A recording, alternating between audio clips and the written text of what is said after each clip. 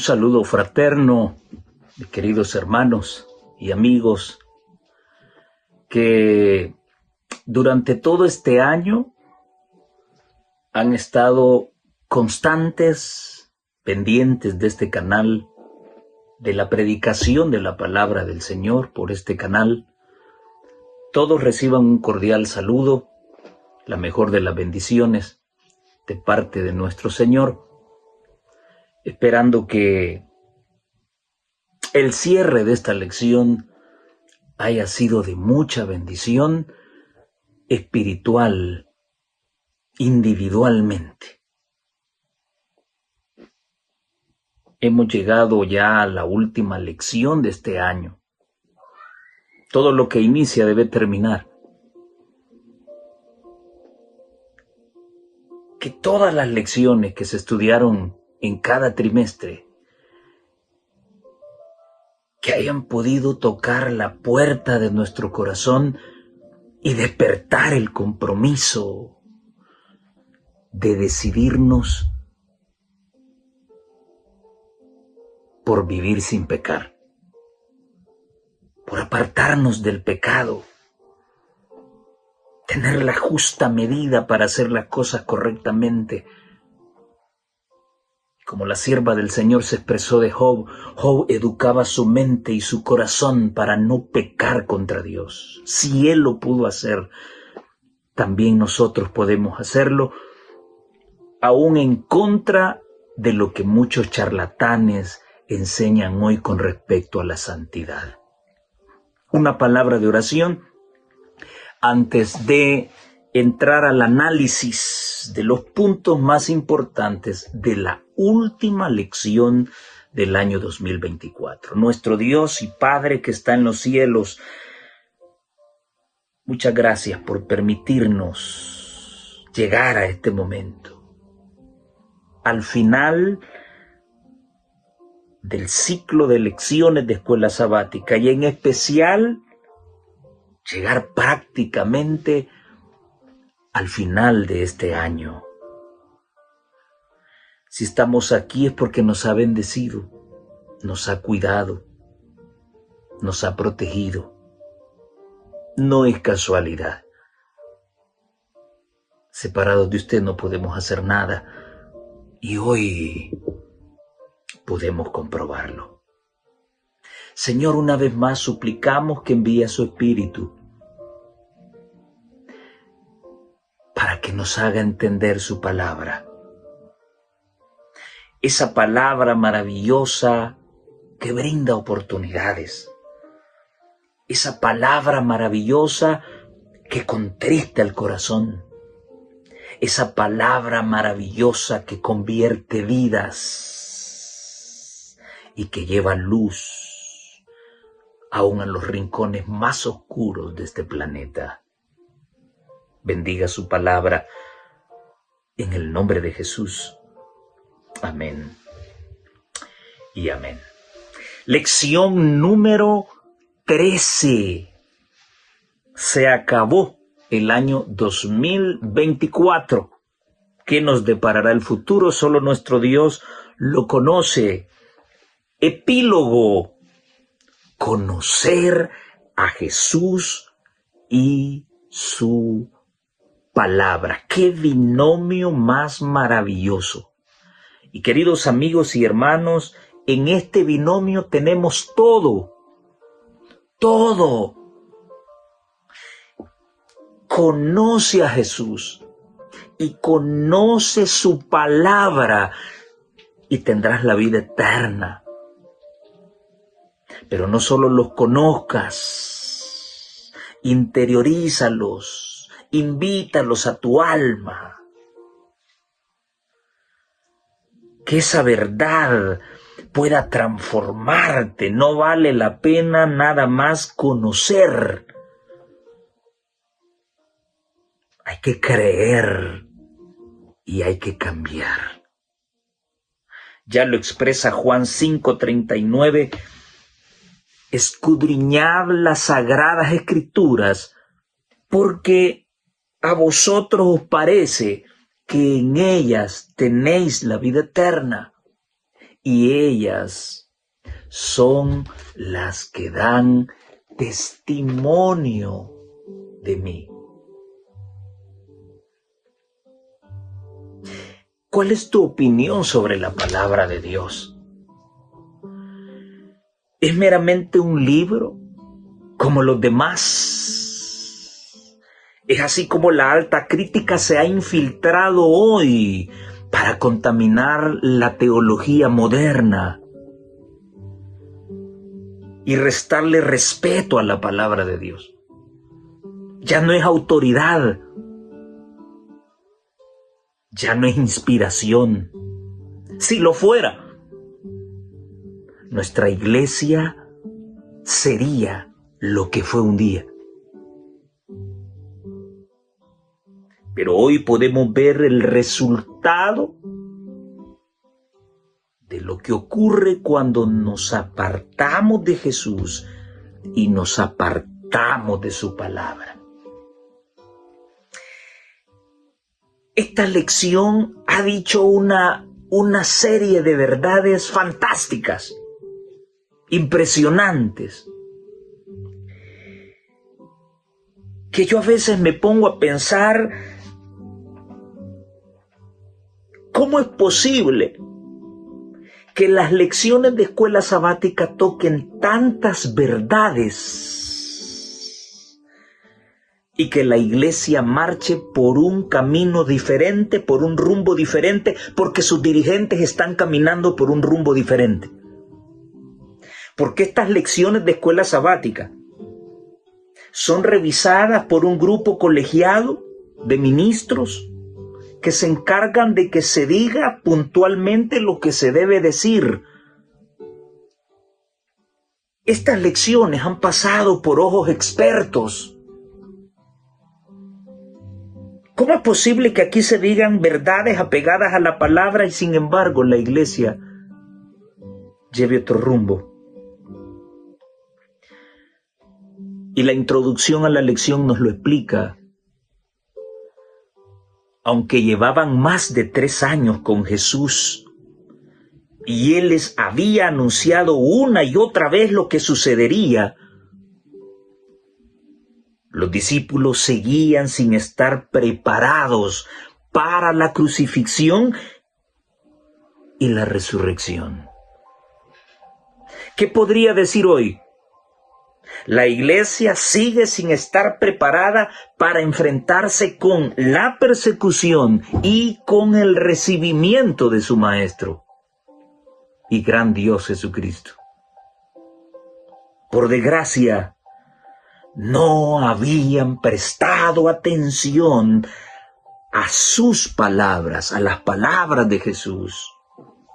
Corremos hoy el mismo peligro, dice el autor de la lección, oír o leer la palabra de Dios sin escucharla, sin prestarle atención, sin permanecer en ella, sin obedecerla. Es decir, no aceptarla como la luz que debe guiar nuestros pensamientos y acciones. Desgraciadamente, demasiados cristianos se encuentran en esta situación, tal vez sin darse cuenta. Solamente tienen, como dice el autor, un mero conocimiento intelectual acerca de Jesús. Y en este momento, la iglesia en general, cuando el autor menciona a demasiados cristianos, se encuentran en esa situación y tal vez sin darse cuenta. Esto incluye también a los dirigentes de todos los campos. Las lecciones de escuela sabática no solamente es para el pueblo, es también para ellos quienes conducen la iglesia. El problema es que solamente oímos la palabra, leemos la palabra, no le prestamos atención, no permanecemos en ella, no se le obedece. Por eso es que música extraña ha entrado a la iglesia. Por eso es que se están ordenando a mujeres como pastoras y ancianas. el tema que ha servido para denominar a tantos hermanos que han hablado la verdad sobre esto y tantos ministros que han hablado la verdad sobre esto para llamarles disidentes, por oponerse a la agenda gay que está impulsando este tipo de movimientos dentro de las iglesias. Pero no, los doctos no quieren entenderlo, y exactamente como muchos lo auguraron.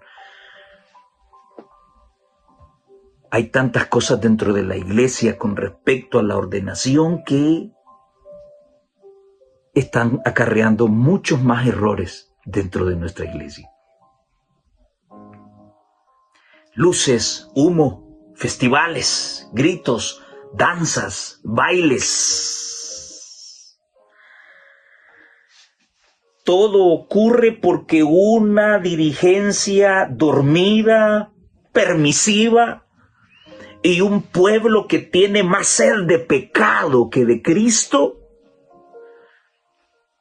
está convirtiendo a la iglesia del Señor en una burla para el mundo. Jesús se encaró con los gobernantes, dice la sierva del Señor.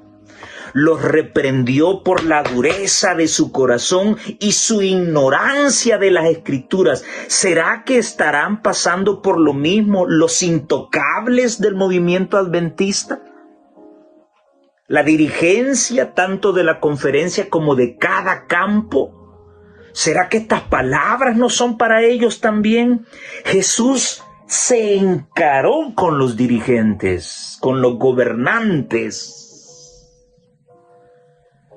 con los intocables, con los que tenían el poder de legislar, de introducir leyes y quitarlas, los que decidían esto es santo y esto no.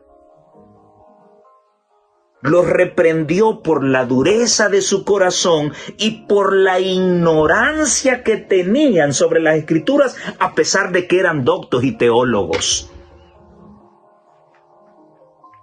Declaró que habían rechazado la palabra de Dios, puesto que habían rechazado a aquel a quien Dios había enviado. Escudriñáis las Escrituras, pues pensáis que en ellas tenéis la vida eterna, pero no se han dado cuenta que ellas son las que hablan de mí. Los judíos, dice la sierva del Señor, poseían las Escrituras y suponían que en el mero conocimiento externo de la palabra tenían vida eterna. Pero Jesús dijo, no tenéis su palabra morando en vosotros. Habiendo rechazado a Cristo en su palabra, le rechazaron en persona. No queréis venir a mí, dijo, para que tengáis vida eterna. Deseo a toda la gente, página 182 y 183. Allí está el problema. ¿Qué es esto? ¿Un simple libro? ¿O realmente es la palabra de Dios?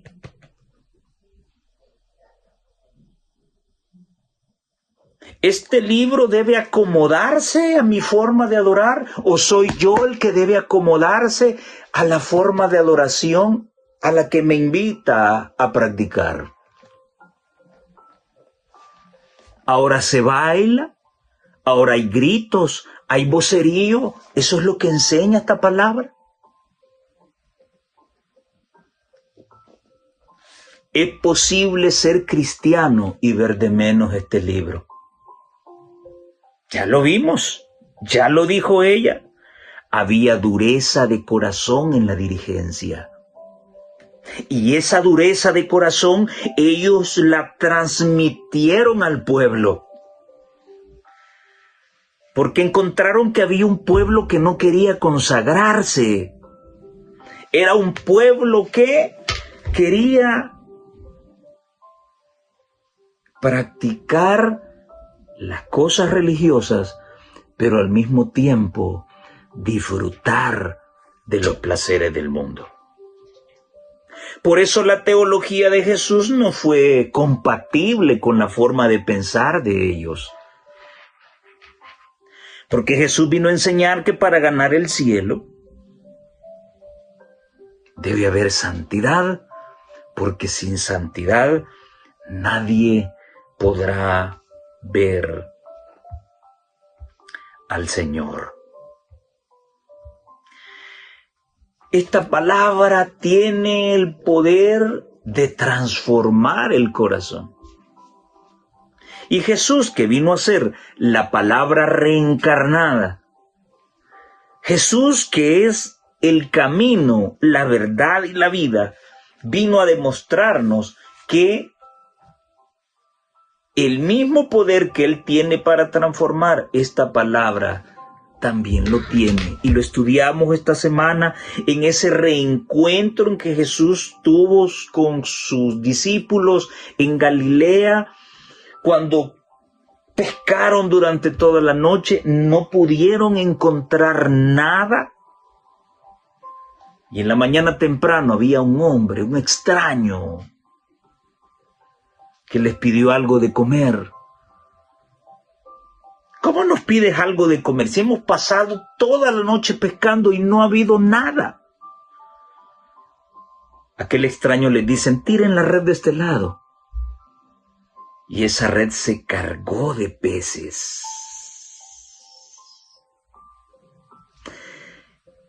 Qué bonito es cuando alguien ha aprendido el amor directamente del corazón de Jesús. En mi gusto personal, el Evangelio de Juan es mi favorito. Y es mi favorito porque Juan fue el que más habló del amor, porque él era el discípulo que se recostaba en el pecho de Jesús.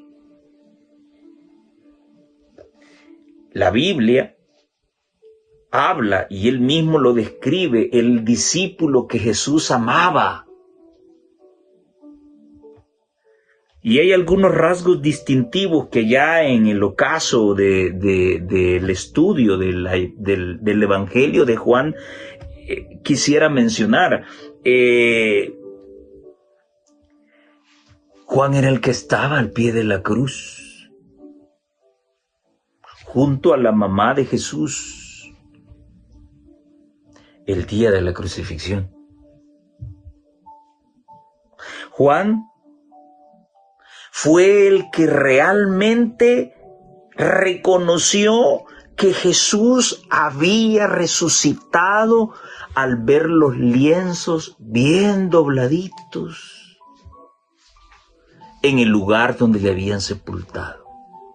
Y ahora, en este tercer reencuentro, es Juan quien logra reconocer a Jesús y le dice a Pedro: Pedro, es el Señor. Y aquel, sin titubear, vino, medio se ciñó la ropa porque se la había quitado y se lanzó a las aguas para llegar prontamente donde su maestro. Y ustedes conocen esas 3 preguntas que el Señor le hizo a Pedro para recordarle esas 3 veces que Pedro le negó en la crucifixión. El autor deja una puertecita abierta para malinterpretar algo vinculado con Pedro. Dice el autor: la restauración de Pedro y su papel como líder de la iglesia primitiva es una de las pruebas más contundentes de que Jesús resucitó. Sería difícil explicar la prominencia de Pedro si Jesús no lo hubiera restaurado al ministerio en presencia de los otros discípulos. Estas palabras del autor dan a entender de que Pedro tenía una prominencia en la conducción de la iglesia. Ahora, claro, esta es la opinión de él. Yo quiero que escuchen lo que dice la sierva del Señor con respecto a Pedro. sea, cuando Jesús le está preguntando a Pedro, Pedro, ¿me amas? 3 veces. Jesús está escudriñando el corazón de Pedro para ver si éste realmente está listo, no para tener la primacía sobre los discípulos, no para ser el fundador de la iglesia, sino que Jesús estaba dispuesto a restaurar su ministerio, porque si vamos a entender con estas palabras del autor, de que bueno, Pedro tuvo la primacía entre los discípulos y entonces con razón aquellos tienen razón de decirle papa, pues yo creería que tiene más derecho a ser papa Juan que Pedro. Porque Juan sí sabía quién estaba al otro lado en la orilla. Pedro no sabía. Entonces, esto no tiene nada que ver ni con papas, ni con primacía, ni con el fundamento de la iglesia. No. Jesús quiere restaurar el ministerio de Pedro porque estaba desquebrajado. Juan andaba orientado porque logró conocer a Jesús. Dice la sierva del Señor, cuando por tercera vez Cristo preguntó a Pedro, ¿me amas? La sonda llegó al fondo del alma. Reprendido por su propia conciencia, Pedro cayó sobre la roca diciendo, Señor, tú lo sabes todo. Y como tú sabes todo, tú eres el único que sabe si realmente yo te amo. Yo te puedo decir que te amo, pero a la larga tú conoces todas las cosas. Y tú sabes si lo que te estoy diciendo es cierto. Hubo una actitud completamente diferente. La justicia propia había sido quebrada. Algunos aseguran que si un alma tropieza y cae, nunca puede recobrar su posición.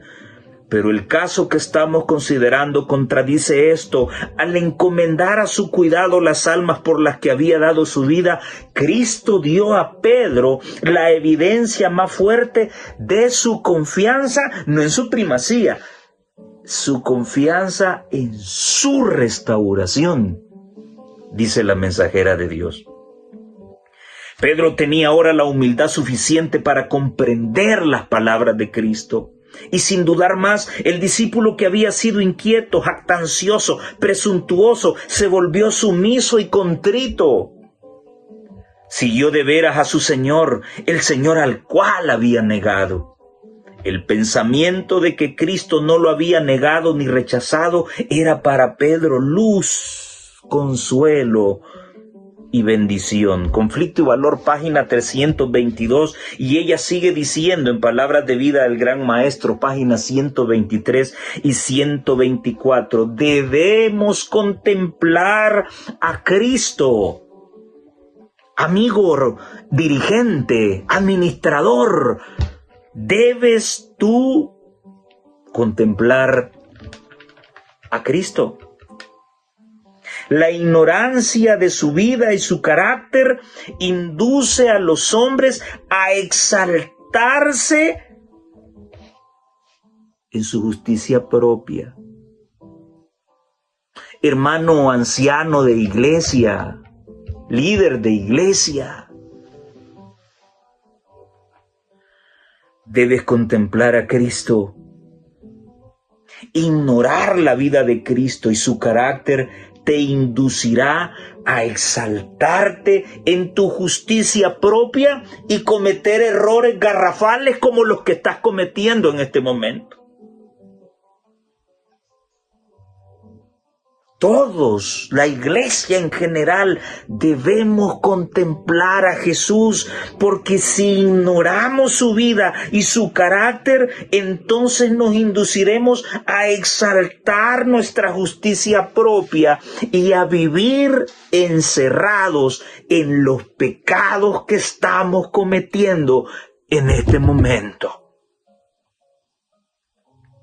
Cuando contemplemos su pureza y excelencia, veremos nuestra propia debilidad. Mientras yo no contemple la pureza de Jesús, voy a comenzar a enseñar de que esa generación sin pecado antes que Cristo venga no existe. Si no logro contemplar la pureza y la excelencia de Cristo, voy a comenzar a predicar de que nadie ha guardado los mandamientos ni los guardará. Mientras yo no contemple a Cristo en su hermosura, en su pureza y en su excelencia, entonces voy a decir, ay, dejen adorar a los jóvenes como quieran.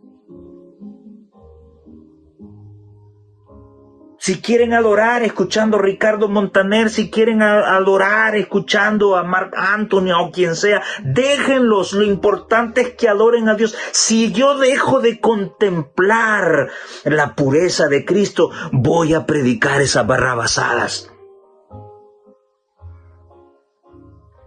Si yo dejo de contemplar a Jesús, voy a estar bailando despacito, tranquilo, en un yate.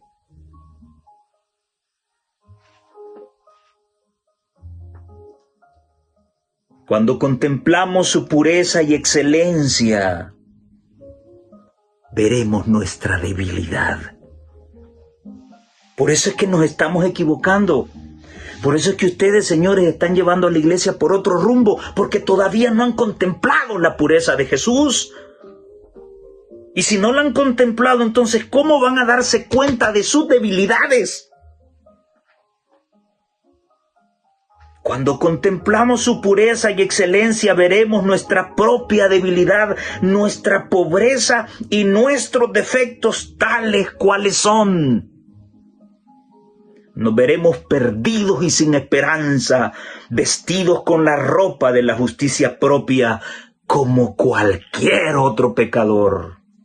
Ahí está la respuesta de lo que está ocurriendo hoy en día en la iglesia. No estamos contemplando la pureza y la excelencia de Jesús y por lo tanto no podemos ver lo horrible que somos. Lo pecador que somos. No lo digo yo, lo dice ella, porque si yo lo dijera fuera más duro.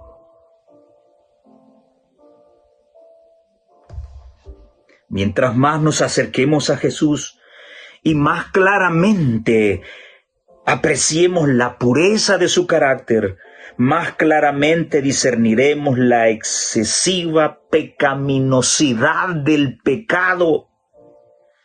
Y menos nos sentiremos inclinados a ensalzarnos a nosotros mismos. Aquellos a quienes el cielo reconoce como santos. Yo siempre lo he dicho esto. Lo voy a leer. Aquellos a quienes el cielo reconoce como santos son los últimos en alardear de su bondad. El que vive en santidad no lo sabe. El que está haciendo las cosas bien delante del Señor no lo sabe. Siempre está pidiendo perdón. Siempre se está arrepintiendo. Siempre se siente indigno.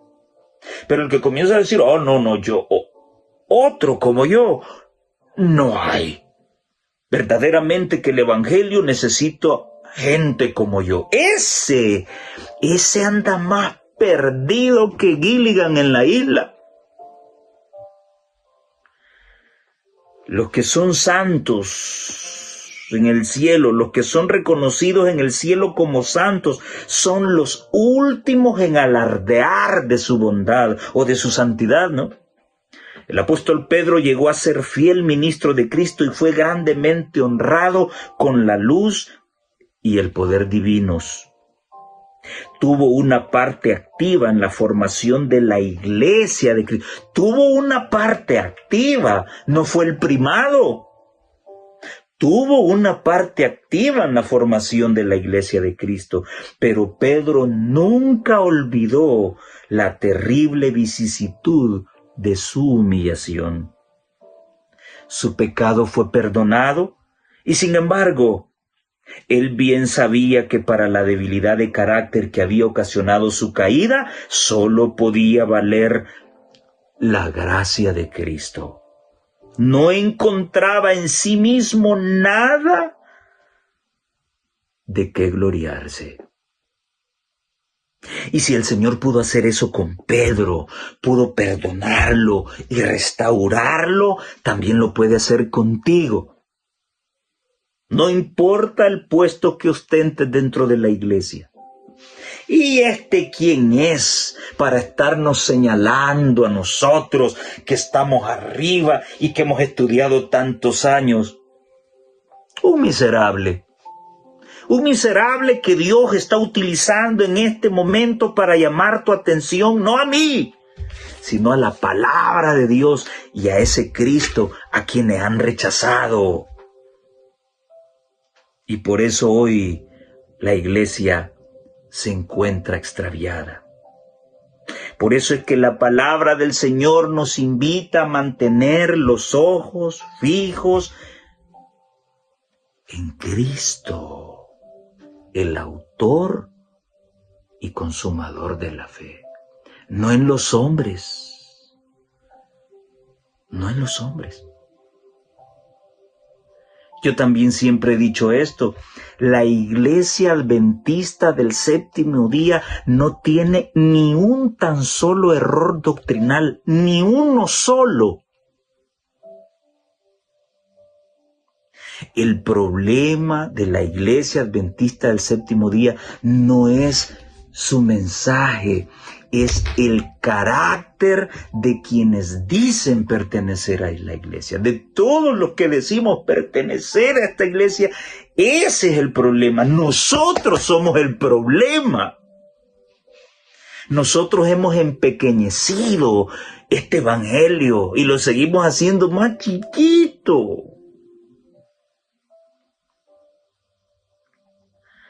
Mientras Pedro andaba al lado de Jesús, vio que Juan los estaba siguiendo. Le dominó el deseo de conocer su futuro y dice a Jesús, Señor, ¿y qué? Dícele Jesús, si quiero que él quede hasta que yo venga, ¿a ti qué te importa? Sígueme tú.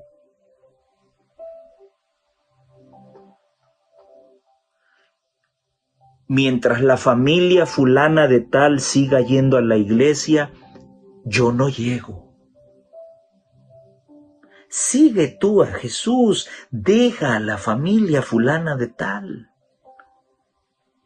Mientras el pastor que está en mi distrito no salga del distrito, yo no me asomo a la iglesia. Sigue tú a Jesús. No te importa la vida del ministro, el llamado es para ti. Mientras los de arriba sigan robando y sigan malversando los fondos que son dedicados para la predicación del evangelio, yo no diezmo y yo no me asomo a la iglesia. Deja tú eso a un lado, el llamado es para ti. No te fijes en lo que están haciendo los demás. Déjalo. Tus ojitos deben estar puestos en Jesús. Porque Él fue el que murió por ti, no el pastor, no el anciano, no el líder fulano de tal, ni el hermanito con el que mejor te llevas o con el que peor te llevas. Fue Cristo quien murió por ti y es Él el que va a venir por ti. No es esa persona a la que tú estás señalando. Que no te importe tu alrededor. El llamado es para ti. A ti te han dicho, ven y sígueme, a ti. Deja lo demás. Pedro debiera haber considerado que su Señor quería revelarle todo lo que le convenía saber. Es deber de cada uno seguir a Cristo sin preocuparse por la tarea asignada a otros. Al decir acerca de Juan, si quiero que él quede hasta que yo venga, Jesús no aseguró que este discípulo habría de vivir hasta la segunda venida del Señor. Aseveró meramente su poder supremo y que si él quisiera que fuese así, ello no habría de afectar en manera alguna la obra de Pedro. El futuro de Juan, tanto como el de Pedro, estaba en las manos de su Señor. Deseo a todas las gentes, páginas 754 y 755. Los hombres podrán resistir firmes en el conflicto únicamente al estar enraizados y fundados en Cristo. ¿Tú quieres soportar la persecución? ¿Tú quieres soportar el tiempo de angustia? Debes estar enraizado en Cristo. Deben recibir la verdad como es en Jesús. Y solo pueden satisfacerse las necesidades del alma cuando la verdad es presentada de esa manera. El predicar de Cristo crucificado, Cristo nuestra justicia, es lo que satisface el alma con hambre. Eventos de los últimos días, páginas 154 y 155. En medio de la ignorancia de los tiempos en que se viven, cuando la gente logra conocer la explicación de los eventos proféticos en una campaña evangelística, la mente queda impactada, impresionada.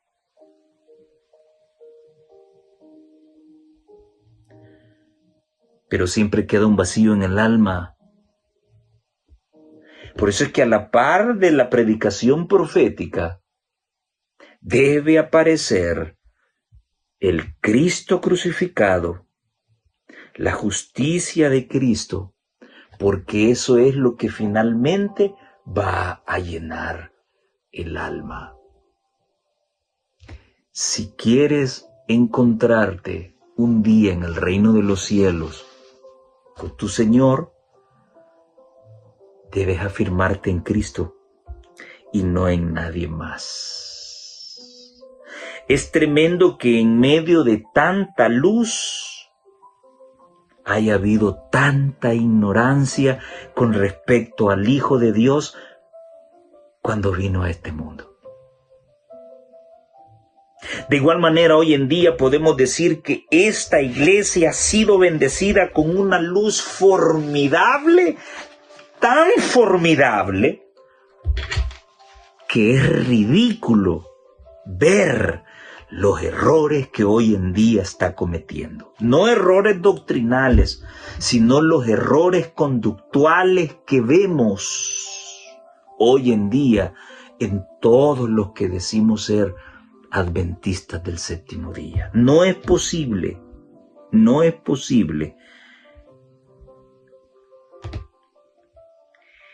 Dice la mensajera del Señor, los dirigentes judíos habían estudiado las enseñanzas de los profetas acerca del reino del Mesías, pero lo habían hecho no con un sincero deseo de conocer la verdad. ¿Por qué decidiste hacerte adventista del séptimo día? ¿Esperas algún beneficio? ¿Por qué decidiste hacerte pastor? ¿Esperas algún beneficio? ¿Por qué estás aquí y no estás en otro lugar? ¿Cuál es tu motivación? Los dirigentes habían estudiado las profecías. Sabían acerca del Mesías, pero lo habían hecho no con un sincero deseo de conocer la verdad, sino con el propósito de hallar evidencia con que sostener sus ambiciosas esperanzas. Cuando Cristo vino de una manera contraria a sus expectativas, no quisieron recibirle. Y a fin de justificarse, trataron de probar que era un impostor. Una vez que hubieron asentado los pies en esta senda, fue fácil para Satanás fortalecer su oposición a Cristo. Interpretaron contra él las mismas palabras que deberían haber recibido como evidencia de su divinidad. Así trocaron la verdad de Dios en mentira, y cuanto más directamente les hablaba el Salvador en sus obras de misericordia, más resueltos estaban a resistir la luz. Deseo a toda la gente, página 183. ¿Será esta tu realidad personal? No importa la posición que ocupes dentro de esta iglesia. ¿Será este tu caso? ¿Será este el mío? Que esta misma palabra que debería ser luz, la estoy utilizando para mi conveniencia y estoy rechazando lo que Dios dice. Aquí dice de que David bailaba, así que echémonos un par de danzaditas en los especiales.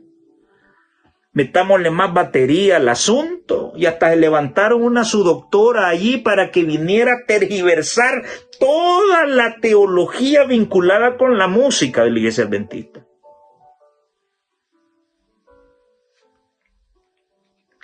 ¿Y qué decir de la Navidad? ¿Cómo nos jactamos y ponemos el dedo en el guión señalando al catolicismo romano como los encargados de cambiar la santidad del sábado y pasarla al domingo? Ellos hicieron ese cambio y ha sido una mentira que se comieron todas las naciones del mundo. ¿Y qué decir de la Navidad? ¿Y qué decir de los árboles y de las luces y los cohetes y los regalos? ¿Qué decir de eso? Si también es invención católica. Todo lo que es la festividad.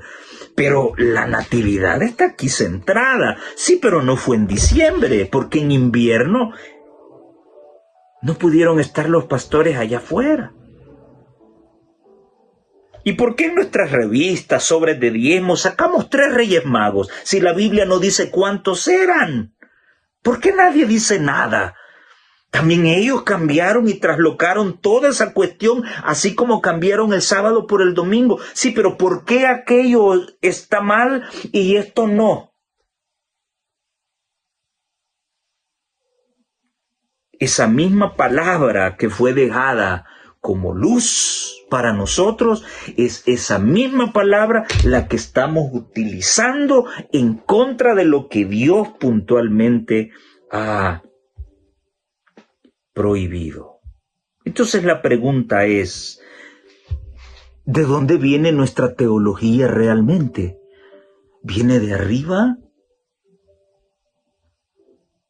o viene de abajo?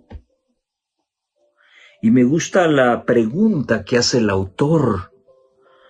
¿Cuál es la relación entre nuestro amor a Jesús y la obediencia?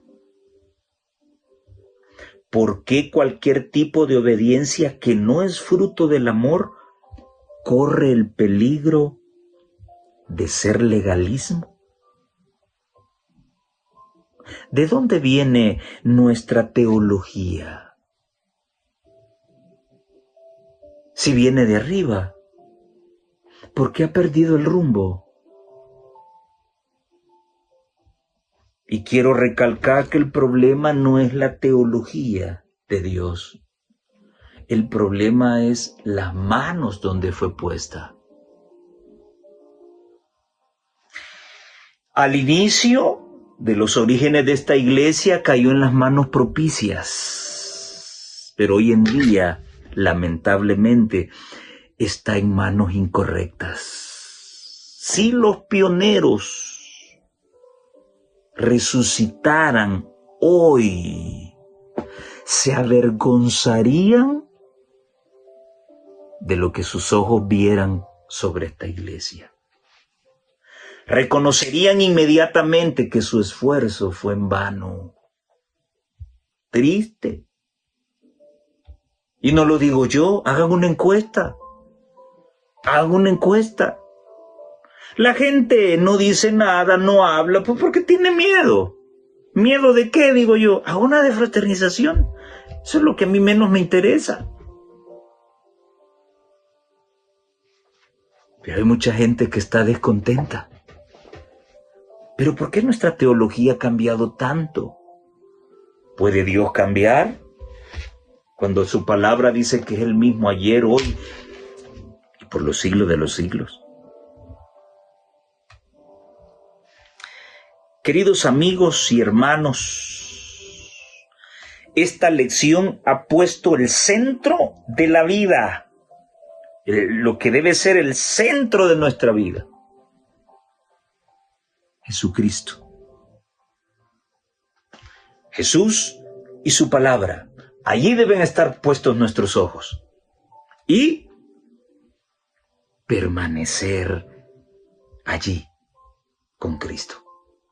No solo verle. Vendrán problemas. Vendrán dificultades. Vendrá un ataque a los sentimientos. Y debemos permanecer siempre con Cristo.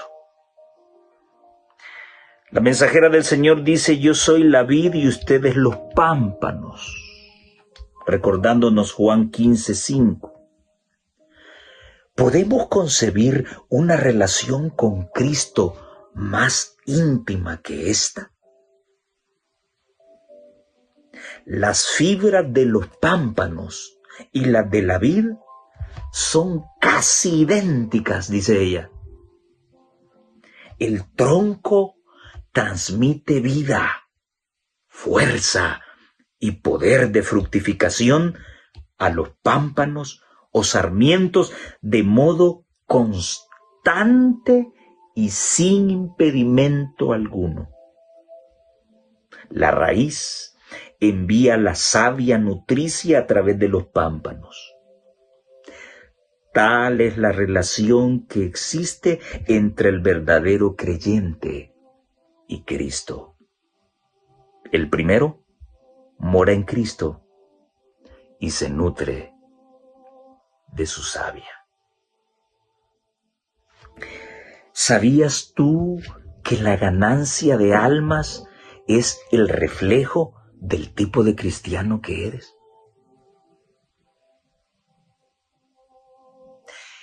¿Cuántas almas llevaste a los pies de Jesús durante el año 2024? ¡Ninguna! Oh, entonces tú no puedes ser anciano de iglesia. No puedes serlo. No puedes ser líder de iglesia. Y para los que no tienen ningún tipo de responsabilidad, tú no puedes llamarte adventista del séptimo día. El Señor te ha llamado no para venir a entretenerte en la escuela sabática, ni para ir a entretenerte a la sociedad de jóvenes ni al club de conquistadores.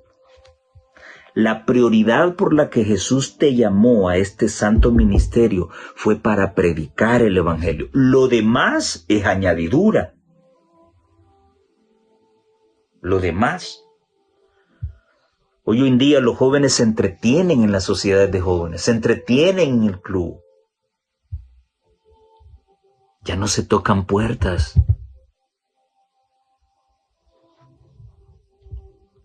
Hermanos y hermanas, estamos a las puertas de un nuevo año. Amigo que me escuchas, si durante todo el año te ha gustado este mensaje, pero sigues sin tomar tu decisión por Cristo, ¿qué esperas? ¿Qué es lo que te detiene?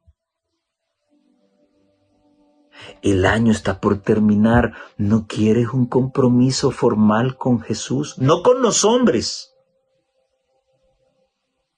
sino con aquel que estuvo dispuesto a dar la vida por ti.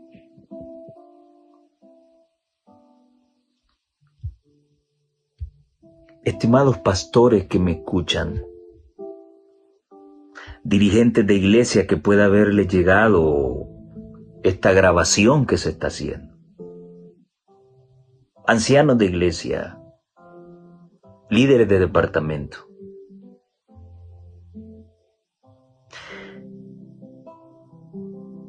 estamos a las puertas de un nuevo año. Unos quieren ir al gimnasio, otros quieren iniciar un nuevo negocio, otros dicen voy a mejorar mis calificaciones en el colegio, en la universidad. ¿Pero qué de Jesús?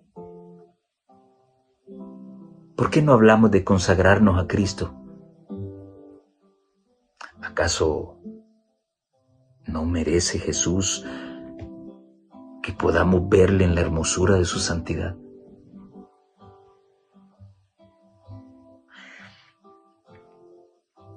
Yo les deseo todo lo mejor para este nuevo año que se aproxima. Mucha paz, mucha felicidad, mucha salud. Que el pan llegue a sus mesas, que el trabajo no falte. Pero sobre todo, es mi deseo que cuando Cristo toque a tu corazón, lo deje entrar, para que Él pueda cenar contigo y hacer nuevas todas las cosas en tu vida. Vale la pena. Inténtalo.